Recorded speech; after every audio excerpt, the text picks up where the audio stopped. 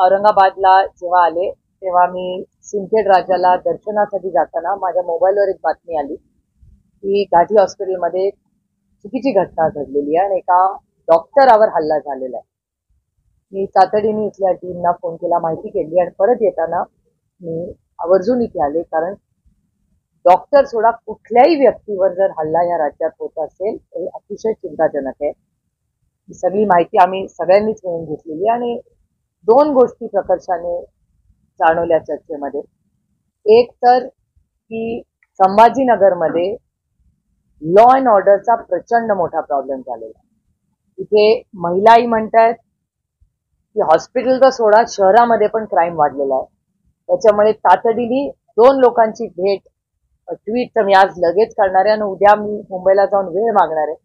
एक म्हणजे या राज्याचे गृहमंत्री, या राज्याच्या गृहमंत्र्यांनी जातीने लक्ष घातलं पाहिजे की आपल्या महाराष्ट्रातली एक महिला डॉक्टरच ऍक्च्युली, ती महिला नाही, कुठल्याही डॉक्टरचा तेवढाच मान सन्मान झाला पाहिजे, जी ऑन ड्युटी एका मेडिकल सरकारी हॉस्पिटलमध्ये तिच्यावर वार होतो, हे लाजिरवाणं आहे.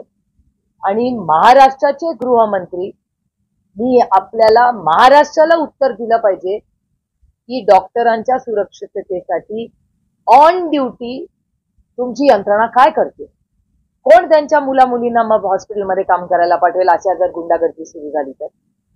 आणि हे फक्त हॉस्पिटल परत सीमित नाही, संभाजीनगरमध्ये क्राईम वाढलाय असे स्थानिक लोक बोलत आहेत.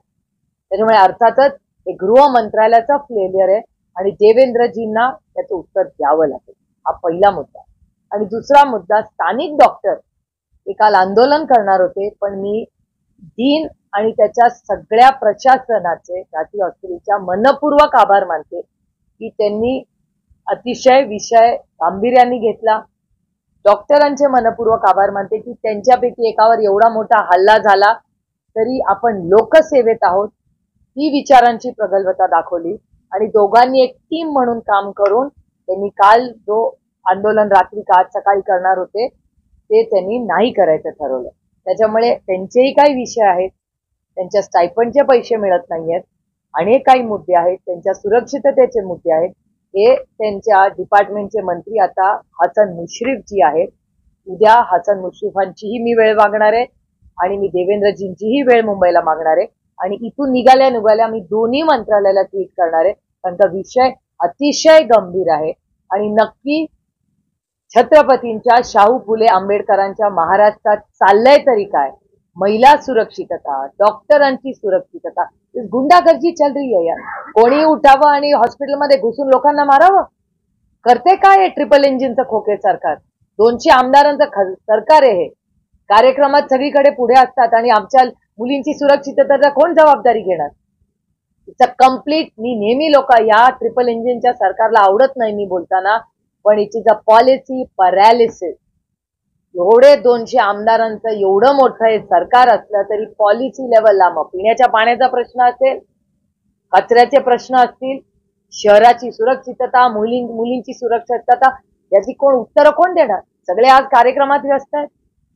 कांद्याच्या भावाचा प्रश्न आज आम्हाला अपेक्षित होतं की, मला वाटलं महाराष्ट्राचे मुख्यमंत्री आणि उपमुख्यमंत्री सगळे गेलेत आज नाशिकला, माझी अपेक्षा होती की त्यांनी कांद्याबद्दल काहीतरी निर्णय घ्यावा, पण पत्रकारांकडून कळलंय कांद्यावरच काहीच चर्चा झाली नाही. मुंबईमध्ये सुरक्षिततेबद्दल, पाण्याचे प्रश्न, अनेक प्रश्न मुंबईत आज आहेत, नाशिकमध्ये, त्याच्याबद्दल काहीच चर्चा झाली नाही, कोणाच्याच भाषणात झाली नाही. आणि आज गृहमंत्र्यांनी तरी औरंगाबादला या गोष्टीचा फॉलोअप करून एक स्टेटमेंट करायला पाहिजे होतं, तर गृहमंत्र्यांनी नेहमीप्रमाणे त्याच्याबद्दल बोलणं टाळलेलं आहे. दुर्दैव आहे महाराष्ट्र.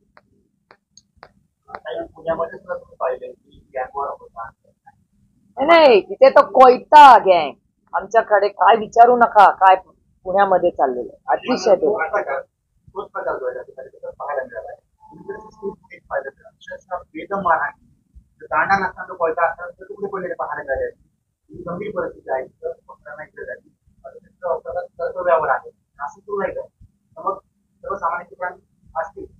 नाही, इथे कमी म्हणजे पॉलिसी पॅरालिसिस आहे या सरकारचं. It's a complete failure of the home minister, गृहमंत्री.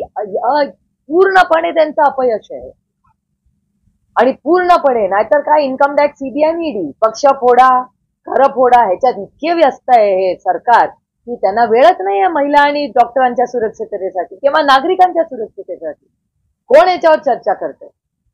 पुण्यामध्ये कोयता गँग, कधी आमच्याकडे आम्ही ऐकलं पण नाही हो. पुण्याला लोक विश्वासाच्या नात्याने मुलं शिकवायसाठी पाठवतात. मी किती लोकांची गार्डियन आहे पुण्यात. देशातून मुलं येतात सिम्बायसिसला शिकायला, फर्ग्युसनला शिकायला, बीएमसीसी शिकायला, आमच्या विश्वजित कदमांच्या कॉलेजमध्ये शिकायला, भारतीय विद्यापीठला यायला, MIT ला.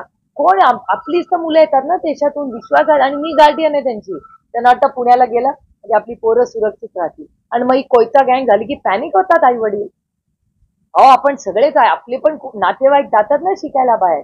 तुम्ही विचार करा, ही मुलगी तुमची बहीण असती तर तुम्हाला काय झालं असतं? ती आज महाराष्ट्राची लेक आहे ना, ती बाहेर गावून इथे आली, तिच्या आई वडिलांचे काय हाल झाले असतील कोणी विचार केलाय त्याचा? ती आज स्वतःच्या मेरिटवर इथे शिकते मुलगी.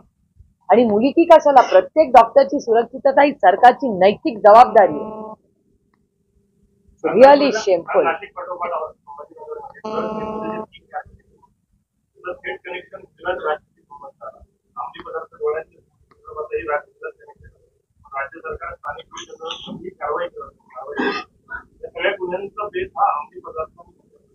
मी हे अनेक वेळा बोललेले. मी हे देवेंद्रजींना ऑन रेकॉर्ड प्रेस कॉन्फरन्स मध्ये म्हणले की देवेंद्रजी, आपण सगळे राजकीय मतभेद बाजूला ठेवूया. ड्रग्सच्या बाबतीत आम्ही कधीही राजकारण आणलं नाही आणि आणणारही नाही. आपण सगळे राजकीय आपले थोडे बाहेर ठेवूया. तुम्ही जर जो शब्द दिला होता मुंबई पुण्यामध्ये जे झालं तेव्हा, ते काय म्हणले होते, मी मोडून काढीन सगळं. झालंय का तसं? घटना 2 महिने का 3 महिने झाली, तिथून पळून गेला सरकारी यंत्रणेची मदत घेऊन.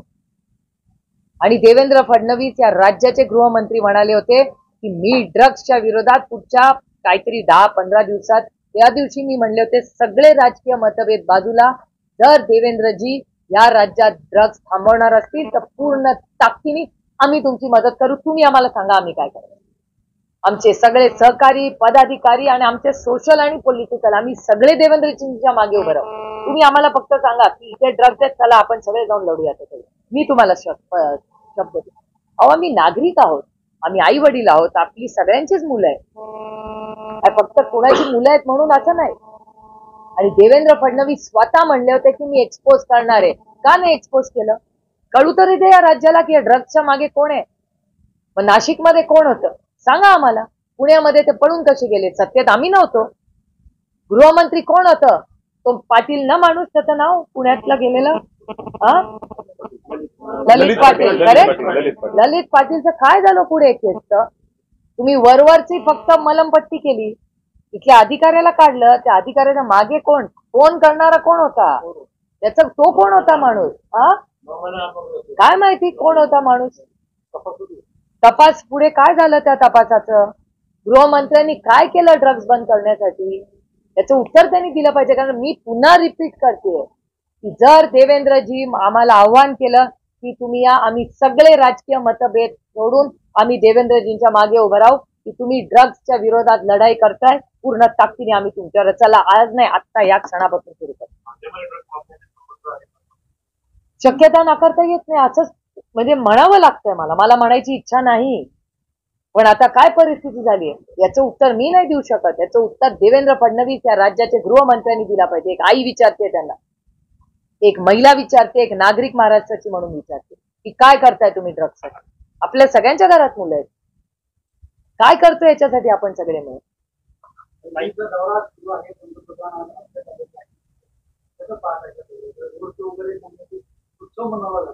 अतिथी देवो भव. स्वागत, मराठी संस्कृती आहे. 5 देशाचे प्रधानमंत्री येतात, आम्हाला आनंद आहे. पण माझी एवढीच हात धरून आदरणीय माननीय प्रधानमंत्र्यांना विनंती आहे की महाराष्ट्रामध्ये काही भागांमध्ये दुष्काळ आहे, काही भागांमध्ये अतिवृष्टी झाली, प्रचंड अडचणीत आमचा शेतकरी, बेरोजगारीचे प्रश्न, पेपर फुटणे, तलाट्यापासून सगळे पेपर फुटत आहेत. त्याच्यामुळे माझी माननीय प्रधानमंत्र्यांना विनम्र विनंती आहे की शेतकरी, मग कांदा असेल, कापूस असेल, सोयाबीन असेल, हे सगळे प्रश्न फार गंभीर आहेत महाराष्ट्रात. दुष्काळाची परिस्थिती अनेक भागात आपल्याच मराठवाड्यामध्ये टँकर सुरू झालेले होते. तर फार गंभीर परिस्थिती राज्यात आहे.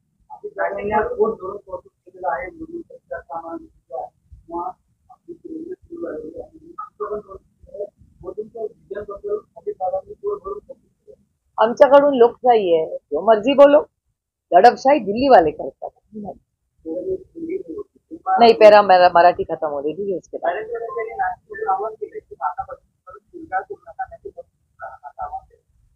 हे देवेंद्रजींनी ऐकलं तर मला आनंद होईल, कारण का त्यांच्याच पक्षाचे लोक तुमच्याच चॅनलवर दाखवतात. ते तुमच्याच चॅनलवर महिलांना शिवीगाळ केलेले व्हिडिओ तुम्हीच दाखवलेत.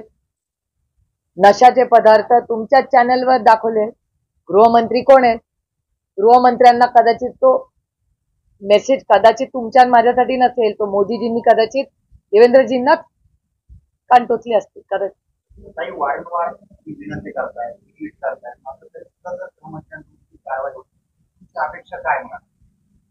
माझी अपेक्षा आहे, जर ह्याच्यातून काही मार्ग निघाला नाही तर पार्लमेंट पुढच्या आठवड्यात आहे, एक आता पहिल्या आठवड्यात सुरू होईल.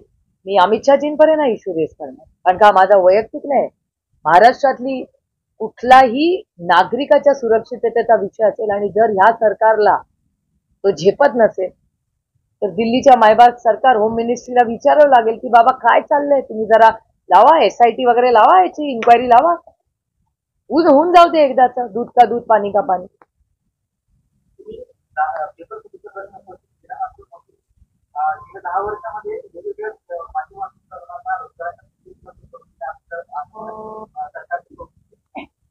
ठीक आहे ना, त्यांना कदाचित ब्रीफिंग झालं नसेल की पेपर किती फुटलेत महाराष्ट्रात आणि केवढा मोठा रॅकेट चाललंय महाराष्ट्रात. हे मी नाही म्हणत आहे, तुमच्याच चॅनलवर आले सगळ्या गोष्टी.